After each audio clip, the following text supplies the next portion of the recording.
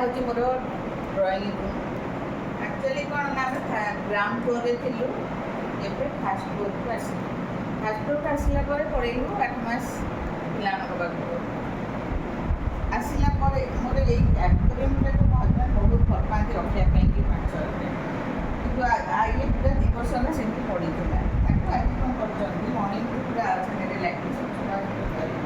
चारिटा गुड जानी करते बहुत सुंदर देखा जाଉଛି मते भल एक परिश्रम टिके अधिका पड़े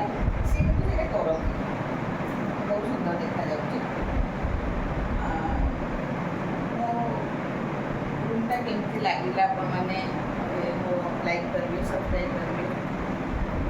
और आपण माने भी केते अछंती मते जणैबे मते कमेंट करके जणैबे।